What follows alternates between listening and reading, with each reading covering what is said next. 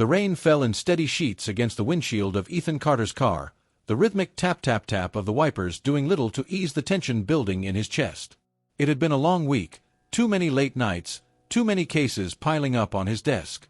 Tonight was supposed to be his escape, a casual dinner with friends where, for a few hours, he could simply be Ethan, not Ethan Carter, federal prosecutor. He had dressed down intentionally, jeans, a fitted sweater, and sneakers. The only thing betraying his status was the sleek black Audi he'd bought a year ago, a gift to himself for making it through another grueling court session. The streets were nearly empty as he made his way home. The low hum of the engine was almost soothing, a stark contrast to the chaos that had become his daily life. But as he approached an intersection, blue and red lights suddenly burst to life in his rearview mirror. Ethan frowned, pulling to the side of the road. His heart sank. He hadn't been speeding or doing anything remotely illegal. The officer stepped out of his patrol car, his figure illuminated briefly by the swirling lights. He was tall, broad-shouldered, and carried himself with an air of authority that immediately set Ethan on edge. The man approached, his hand resting on the grip of his holstered firearm. Ethan lowered his window, his palms beginning to sweat. "License and registration," the officer barked. Ethan nodded, keeping his movements slow and deliberate. "Of course, officer." He retrieved the requested documents from his glove compartment, his heart pounding in his chest. The officer's eyes scanned Ethan's face, his expression hardening. "Whose car is this?" "It's mine," Ethan replied evenly, forcing himself to maintain eye contact. The officer, whose name badge read Morgan, raised an eyebrow. "Right. And you're telling me a guy like you owns a car like this?" Ethan's jaw tightened, the insinuation clear. He kept his tone calm. "I'm a federal prosecutor. I bought the car last year." Morgan smirked, his skepticism unabated. "A federal prosecutor, huh? Got any proof of that, sir?" His voice dripped with condescension. Ethan resisted the urge to snap back. "My ID is in my bag. Would you like me to retrieve it?" "Step out of the vehicle," Morgan ordered abruptly, his tone sharp. Ethan hesitated. "Officer, I've done nothing wrong." "Is there a reason?" "I said, step out of the vehicle." Morgan's hand moved to his gun, his fingers tightening on the grip. The rain intensified, drumming against the car roof as Ethan unbuckled his seatbelt and opened the door. As soon as he stepped into the downpour, Morgan grabbed him by the arm, turning him forcefully toward the hood of the car. "Hands on the hood," Morgan barked. "Is this really necessary?" Ethan asked, his voice steady but tinged with frustration. "I'll decide what's necessary," Morgan snapped. He began patting Ethan down, his hands rough and invasive. "This is completely out of line," Ethan protested, his composure starting to crack. "I've told you who I am. If you'd just..." "Shut your mouth," Morgan cut him off. "You think your fancy car and your lies are gonna get you out of this? Not tonight." A small crowd began to gather on the sidewalk, people peering out from under umbrellas or standing in doorways. Their eyes bore into Ethan, their faces a mix of curiosity and discomfort. "Officer Morgan," Ethan began again, his voice rising, "I don't know what you think you're doing, but..." Morgan twisted Ethan's arm behind his back, snapping handcuffs onto his wrists. The cold metal bit into his skin. "You're under arrest for suspicion of grand theft auto," Morgan announced loudly, his voice carrying over the sound of the rain. "Are you serious?" Ethan demanded, incredulous. "This is my car. Run the plates. Call my office." "I've heard enough," Morgan interrupted, his grip tightening on Ethan's arm. "You can explain yourself at the station." As Morgan dragged Ethan toward the patrol car, a woman in the crowd stepped forward hesitantly. "Officer, I think there might be a mistake." "He doesn't seem..." "Mind your own business, ma'am," Morgan snapped, cutting her off. The woman shrank back into the crowd. Ethan's shirt was soaked through by the time he was shoved into the back seat of the police car. His breaths came shallow and quick, anger and humiliation warring within him. Inside the car, Morgan picked up his radio, speaking loudly enough for Ethan to hear. "Yeah, I've got a suspect in custody. Male, black, mid-30s. Driving a stolen vehicle. Bringing him in now." Ethan closed his eyes, his fists clenching against the cuffs. He could feel the weight of the spectators' stares, the whispers as they shared what little they'd seen of the altercation. As the patrol car pulled away, Ethan's mind raced. He was no stranger to systemic racism. He'd fought against it his entire career.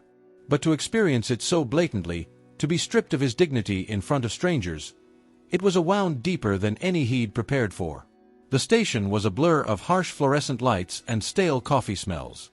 Morgan led him through the front doors, his grip unrelenting. "Get him processed," Morgan said to the desk officer, handing over Ethan's wallet and belongings. The officer glanced at Ethan, his expression flickering with uncertainty. "What's the charge?" "Grand theft auto," Morgan replied confidently. Ethan's voice was low but firm. "This is a mistake. My name is Ethan Carter. I'm a federal prosecutor." The desk officer froze, his eyes darting between Ethan and Morgan. "Wait, what?" "You heard me," Ethan said, his tone steady despite the anger bubbling beneath the surface. "I work for the U.S. Attorney's Office. This is my car. And your officer here just made the biggest mistake of his career." Morgan's smug demeanor faltered for the first time, his jaw tightening. "Don't listen to him," he snapped at the desk officer. "Run his prints. Check the car registration." The desk officer hesitated, clearly torn. But Ethan's unwavering gaze seemed to unnerve him. I'll look into it," he mumbled, disappearing into a back office. Morgan turned back to Ethan, his face flushed with irritation. "You think you're gonna scare me with your little prosecutor act?" Ethan leaned forward slightly, his voice calm but cutting. "Oh, I don't need to scare you. The truth will do that all on its own." The room fell silent except for the muffled sounds of phones ringing and keyboards clacking. Morgan shifted uncomfortably, the cracks in his confidence beginning to show. Ethan straightened, lifting his chin despite the handcuffs digging into his wrists. "You've humiliated me, abused your power, and proven exactly why people don't trust the police. But don't worry, Officer Morgan. By the time I'm done, you'll wish you'd never pulled me over." The promise hung in the air like a thunderclap. For the first time, Morgan didn't have a response. Ethan sat in the small, sterile holding cell, the cold metal bench beneath him doing little to match the icy knot of anger in his chest. The sound of laughter echoed faintly from somewhere down the hall, officers chatting casually, their voices carefree. It was as if his presence here, as a wrongly accused federal prosecutor, was just another Tuesday night for them. His wet clothes clung to his skin, the rain having soaked through every layer, leaving him chilled. But what burned him more than the cold was the indignity of it all. He had worked too hard, achieved too much, to be reduced to this. The door to the holding area creaked open, and Officer Morgan stepped in, his cocky swagger still firmly in place. In his hand was a clipboard, which he slapped against his palm rhythmically as he approached the cell. "Comfortable in there?" Morgan sneered. Ethan met his gaze evenly, his voice calm despite the fury simmering beneath. "Not as comfortable as I'll be when your badge is hanging on a wall as evidence." Morgan smirked, but there was a flicker of uncertainty in his eyes now. He leaned against the bars, feigning indifference. "Big talk for a guy sitting in a cell. You think your fancy job title means anything in here?" "It doesn't just mean something," Ethan replied coolly. "It means everything. And when this is over, you're going to find out exactly what it means the hard way." Morgan's jaw tightened, his grip on the clipboard tightening. "You really think you're untouchable, don't you?" "No, officer," Ethan said, leaning forward slightly. "I just know that I'm right. And deep down, you know it too." Before Morgan could respond, the door opened again, and a younger officer, clearly nervous, stepped inside. He carried a folder in one hand, his eyes darting between Morgan and Ethan. Officer Morgan," the younger man said, his voice uncertain. "We ran the plates and checked the registration. The car, it's not stolen. It's registered to an Ethan Carter." Morgan's face darkened. "You're sure?" "Yes, sir," the younger officer said, his tone apologetic. "And, we pulled up his name in the system. He's who he says he is. He's a federal prosecutor." The silence that followed was deafening. Morgan stared at the younger officer as if willing the words to disappear, his grip on the clipboard now so tight his knuckles were white. Ethan, meanwhile, leaned back against the wall of the cell, his expression unreadable. Looks like the truth has a funny way of catching up, doesn't it? Morgan shot him a glare before turning back to the younger officer. Fine, he snapped. But that doesn't mean he's innocent. Just because the car isn't stolen doesn't mean. It does mean, Ethan interrupted, his voice cutting through the tension like a blade. It means you've detained me illegally, humiliated me in public, and dragged me down here on nothing more than your own prejudices. And it's going to cost you. Morgan turned back to Ethan, his face flushed with anger. Watch your tone, he growled. You're still in my station. Ethan rose to his feet, the handcuffs rattling slightly. Not for long. And when I leave, it won't just be your station anymore. It'll be Exhibit A in my case against you and this department. The door opened again, this time revealing a middle-aged man in a wrinkled shirt and tie, his expression a mixture of exhaustion and annoyance. His badge identified him as Chief Daniels. What the hell is going on here? Daniels demanded, his eyes narrowing as he took in the scene. Morgan straightened, his demeanor shifting to something more subdued. Chief, we brought in a suspect. Daniels held up a hand to silence him, his attention shifting to Ethan. You're the prosecutor? Ethan nodded. Ethan Carter, Assistant U.S. Attorney. And I've been unlawfully detained for over an hour. I assume you're here to correct that mistake. Daniels' lips pressed into a thin line. Look, Mr. Carter. It's Attorney Carter, Ethan interrupted, his tone sharp. Daniels sighed. Attorney Carter, this seems to have been a misunderstanding. Let's get those cuffs off you and... No, Ethan said firmly, his voice resonating with authority. This isn't a misunderstanding. It's a blatant abuse of power, and I want a full account of why your officer thought it was appropriate to arrest me without cause.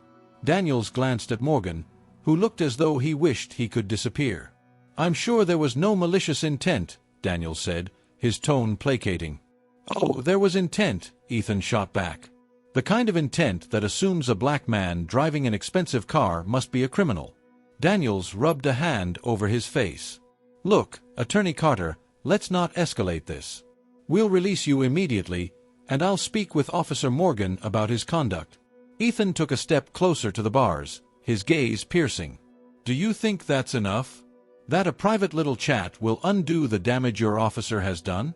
He humiliated me, violated my rights, and did it in front of a crowd of people. This isn't just about me. It's about what happens every day to people who don't have the privilege of fighting back. The chief faltered, his mouth opening and closing as he struggled for a response. Morgan, however, couldn't help himself. You're making this a bigger deal than it needs to be, he muttered. Ethan turned to him, his eyes blazing. Bigger than it needs to be? I was handcuffed, thrown into a car, and paraded through your station like a criminal, all because you couldn't fathom the idea that I might actually belong in that car. The room was silent for a long moment. Finally, Daniels nodded to the younger officer. Take off his cuffs. The younger man stepped forward quickly, fumbling with the key as he unlocked Ethan's restraints. The moment they fell away, Ethan rubbed his wrists, his expression unreadable. I'll be filing a formal complaint, Ethan said, his tone measured. And you can expect a call from my office in the morning. This isn't over. Daniels nodded stiffly. Understood. Ethan stepped out of the cell, straightening his damp clothes. As he passed Morgan, he paused, his voice low but firm. You thought you could humiliate me and get away with it. But this time, you picked the wrong man. Morgan didn't respond, his face pale and tight with suppressed anger. As Ethan walked out of the station, he could feel the eyes of every officer in the room on him. But he didn't look back. He didn't need to. The first battle was over, and he had won. But the war, he knew, was just beginning. The courtroom was silent except for the occasional rustling of papers and the faint hum of the air conditioning. Ethan Carter stood at the prosecution table, his sharp navy blue suit pristine despite the long hours he had already put into the case. His posture was relaxed, but his eyes were intense, scanning the room as though daring anyone to underestimate him. Seated at the defense table was Officer Jack Morgan, his face a mix of defiance and exhaustion. His lawyer, a seasoned defense attorney named Gerald Harper, leaned over to whisper something in his ear, but Morgan didn't respond. The judge entered, a stately woman in her 60s with a commanding presence. "Court is now in session," she announced. "People versus Officer Jack Morgan. Mr. Carter, you may proceed." Ethan nodded, rising slowly. He turned to face the jury, his movements deliberate, calculated. "Ladies and gentlemen of the jury," he began, his voice calm but firm, "this case isn't just about me. It's about the abuse of power, the weaponization of authority, and the systemic issues that allow these injustices to persist." He paused, letting the weight of his words settle over the room. "On the night in question, Officer Morgan detained me without cause, humiliated me in public, and violated my rights. But what makes this case significant isn't just what happened to me, it's what it represents. Because if someone like me, a federal prosecutor, can be subjected to this kind of treatment, what do you think happens to people who don't have the resources or platform to fight back?" Morgan shifted uncomfortably in his seat, his lawyer placing a steadying hand on his arm. Ethan continued, his gaze locking onto each juror in turn. "This isn't an isolated incident. Officer Morgan has a history of targeting individuals based on race. We have the records. We have the witnesses. And by the end of this trial, you'll see the undeniable truth. This was not a mistake. It was a choice. And it's time we held him accountable for it." Harper rose to his feet as Ethan returned to his seat. "Objection, Your Honor. The prosecution is making a broad accusation without presenting evidence at this stage." The judge raised an eyebrow. "Overruled. Mr. Carter, proceed." Ethan allowed himself a small nod before sitting down. He could feel the eyes of the jury on him, their interest piqued by his opening statement. The trial progressed methodically. Ethan called his first witness, a civilian who had been among the crowd that night. The woman, a middle-aged teacher named Laura Sinclair, took the stand, her hands clasped nervously in her lap. Ethan approached her with a reassuring smile. "Ms. Sinclair, can you describe what you witnessed on the night in question?" She nodded hesitantly. "I was walking home when I saw Officer Morgan pull over Mr. Carter. At first, I thought it was a routine stop, but then," she swallowed, her voice wavering slightly, "I saw the way the officer treated him. He was yelling, roughing him up. It didn't seem right." "And did Mr. Carter appear to be resisting or behaving aggressively in any way?" Ethan asked. "No," Laura said firmly. "He stayed calm the whole time. He kept trying to explain who he was, but Officer Morgan wouldn't listen." Ethan stepped closer. "And how did that make you feel, Ms. Sinclair?" She hesitated, her eyes darting toward Morgan before returning to Ethan. "It made me feel helpless," she admitted. "Like, if this could happen to him, what's stopping it from happening to me? Or to anyone?" "Thank you, Ms. Sinclair." Ethan turned to the defense table. "Your witness." Harper stood, his expression cool and confident. "Ms. Sinclair, isn't it true that you only saw part of the interaction? You didn't witness what led up to the stop, did you?" "No, but—" "So, for all you know, Mr. Carter could have been acting suspiciously before you arrived?" Ethan objected immediately. "Speculation, Your Honor." "Sustained," the judge said. Harper nodded, undeterred. No further questions. As the trial unfolded, Ethan methodically dismantled the defense's arguments. He introduced evidence of Morgan's disciplinary record, multiple complaints of racial profiling, all dismissed without serious investigation. He called witnesses who testified to Morgan's pattern of targeting minorities during traffic stops. But the turning point came when Ethan revealed a damning piece of evidence, an email chain between Morgan and several other officers, including Chief Daniels. The emails, which had been uncovered during a subpoena of department records, showed a clear effort to cover up complaints against Morgan. One message, written by Daniels himself, read, "We can't afford more bad press. Handle it quietly." Ethan presented the emails to the court, his voice steady but charged with emotion. "This isn't just about one officer. It's about a system that protects individuals like Jack Morgan at the expense of the public they're supposed to serve.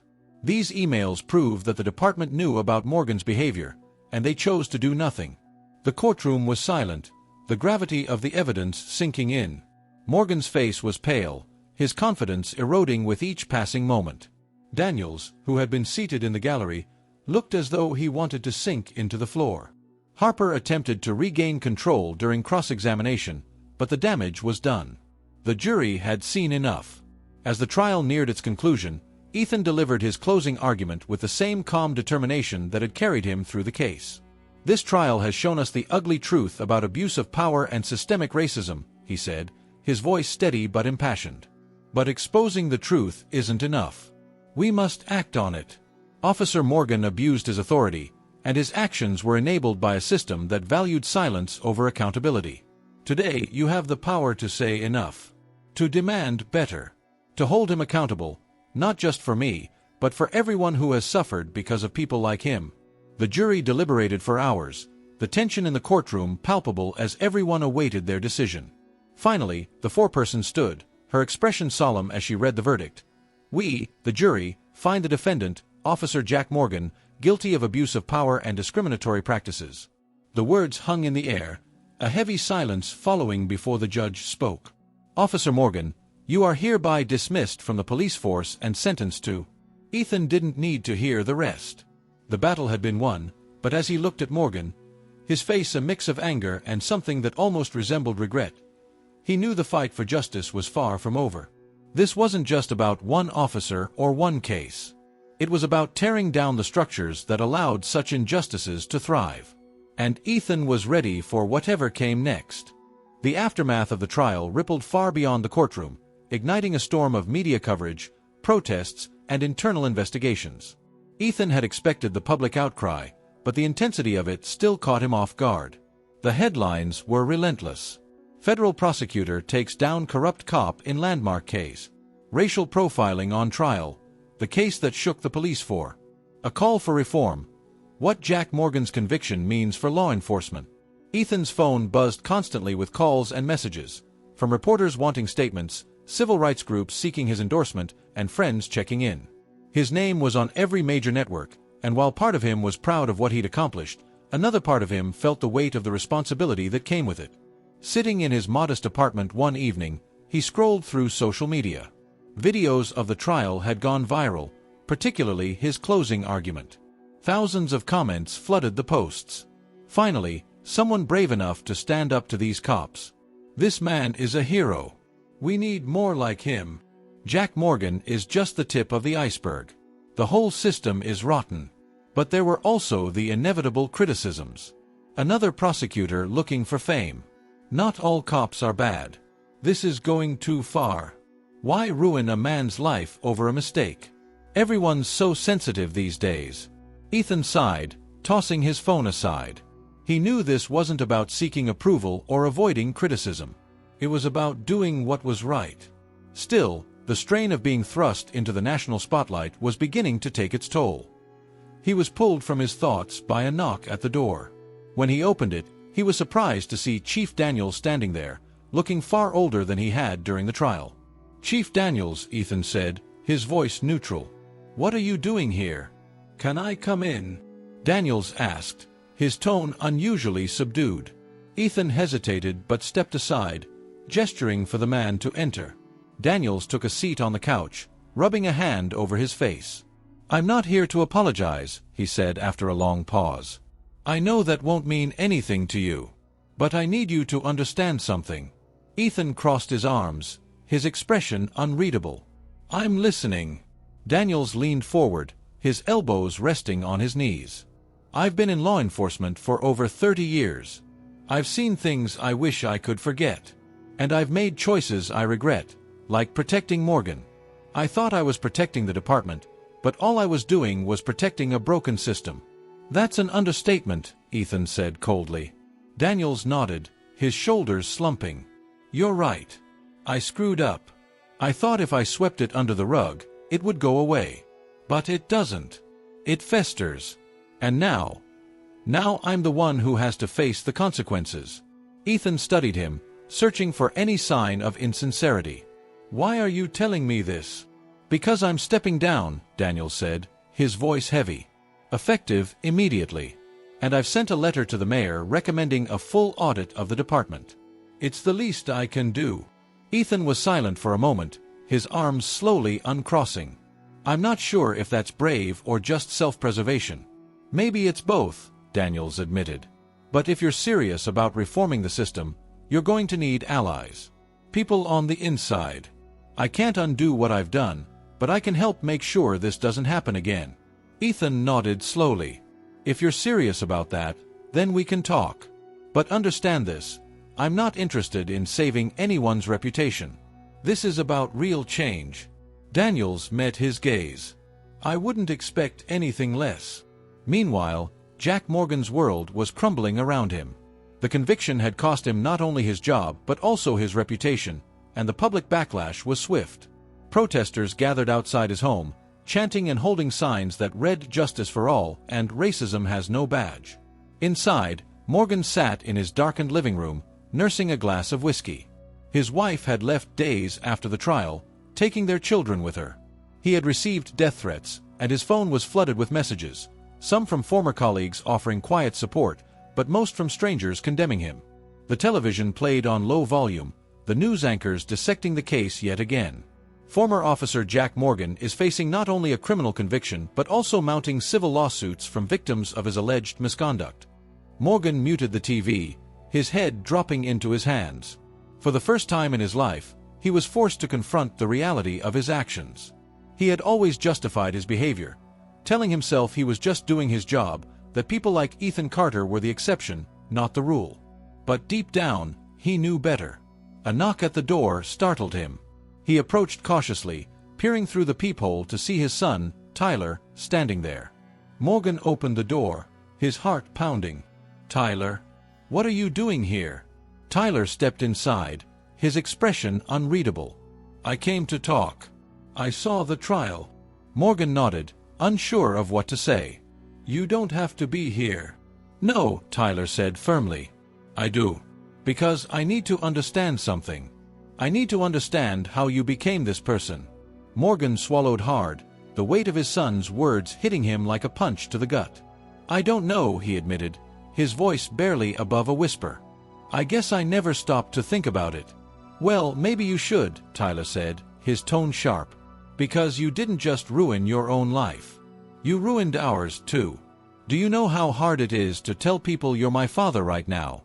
Morgan looked away, his jaw tightening. "I know I messed up." "Messed up?" Tyler scoffed. "Dad, you didn't just mess up. You destroyed lives. And for what? To feel powerful? To prove something to yourself?" Morgan sank into a chair, his shoulders slumping. "I don't have an excuse," he said quietly. "I thought I was doing my job. But now, I don't know what I was doing." Tyler stood there for a long moment, his arms crossed. Finally, he sighed. "I don't know if you can fix this, Dad. But you need to try. For once in your life, you need to do the right thing." Morgan nodded slowly, tears welling in his eyes. "I will. I promise." Ethan, too, was grappling with the aftermath of the case. Though he had won, the victory felt hollow. For every Jack Morgan taken off the streets, there were countless others just like him, protected by the same broken system. But he wasn't giving up. He met with civil rights leaders, community organizers, and even former police officers who supported reform. Together, they began drafting proposals for mandatory bias training, increased accountability measures, and independent oversight committees for law enforcement. One evening, as Ethan prepared for yet another meeting, he received a call from an unknown number. When he answered, a familiar voice greeted him. "Mr. Carter, it's Jack Morgan." Ethan froze, the room seeming to grow quieter. "What do you want?" "I need to talk to you," Morgan said, his tone hesitant. "Not as a cop. Just as a man." Ethan considered the request, his mind racing. After a long pause, he said, "Fine. But this isn't about forgiveness, Morgan. If you're looking for that, you won't find it here." "I understand," Morgan said softly. "I just need to say my piece." Ethan agreed to meet him, not out of sympathy, but because he believed in facing the truth, no matter how uncomfortable it might be. As the fight for reform continued, Ethan knew that real change wouldn't come overnight. But he also knew that every step forward mattered. And this, he hoped, was one of them. Ethan Carter waited in the corner booth of a quiet diner on the outskirts of the city. The muted hum of fluorescent lights and the faint clatter of dishes from the kitchen were the only sounds as he sipped his coffee, his eyes fixed on the entrance. The bell above the door jingled, and Jack Morgan walked in. He looked smaller than Ethan remembered, his broad frame stooped, his eyes bloodshot, as if carrying the weight of his shame had physically diminished him. Their eyes met, and Jack hesitated before walking over. "Mr. Carter," Jack said, his voice subdued as he slid into the booth across from Ethan. "Officer Morgan," Ethan replied evenly, placing his coffee cup on the table. Jack winced at the title. "Not anymore," he said. "I'm not a cop. I'm nothing now." Ethan leaned back, studying him. "I assume you didn't ask to meet just to tell me that." Jack nodded, his hands fidgeting on the table. "I wanted to say, I'm sorry." He struggled with the words, as though they physically pained him. "For what I did to you. For what I've done to others. I didn't realize how blind I was. How much harm I caused." Ethan's expression remained impassive. "And what changed?" Jack exhaled, his shoulders slumping further. "I lost everything. My job, my family, my reputation. At first, I was angry. I told myself it wasn't fair. But then, I started thinking about what you said. About power, about choices. And I started looking back at my life. The things I've done. The people I've hurt. For the first time, I couldn't justify it anymore." He paused, his hands trembling slightly. "I'm not asking for forgiveness. I know I don't deserve it. I needed to face you. To take responsibility." Ethan stared at him for a long moment, the silence stretching between them. Finally, he spoke, his tone measured. "You're right. You don't deserve forgiveness. Not from me. But I'm not here to condemn you either. That's not my job. My job is to make sure people like you can't hurt anyone else. And I'll keep doing that, with or without your regret." Jack nodded, swallowing hard. "I understand. I don't expect anything from you. But I want to do something. I want to help fix what I broke. I know it won't undo what I've done, but maybe it's a start." Ethan raised an eyebrow. "And how exactly do you plan to do that?" Jack hesitated before answering. "I've been talking to a few organizations, groups that work on police reform. They're willing to let me speak. To tell my story. To admit what I've done and show other officers what happens when you let bias and arrogance take over." Ethan studied him, searching for any hint of self-serving motivation. But Jack seemed sincere, his brokenness genuine. "It's a long road," Ethan said finally. "And words won't be enough. If you're serious about this, you'll have to follow through. No shortcuts, no excuses." "I know," Jack said quietly. "And I'm willing to do it." Ethan nodded, his gaze softening just slightly. "Good. Then maybe, one day, you'll make something meaningful out of the mess you've made." Jack didn't respond, but the faintest glimmer of relief crossed his face. Months passed, and the fallout from the trial continued to reverberate through the city. Chief Daniel's resignation had sparked a full-scale audit of the police department, uncovering a pattern of misconduct and negligence that went far beyond Jack Morgan.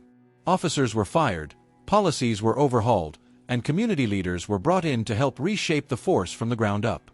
Ethan threw himself into the fight for reform, partnering with civil rights organizations and lawmakers to push for change on a national scale. He gave speeches, wrote op-eds, and testified before Congress, his voice becoming a rallying cry for those demanding accountability in law enforcement.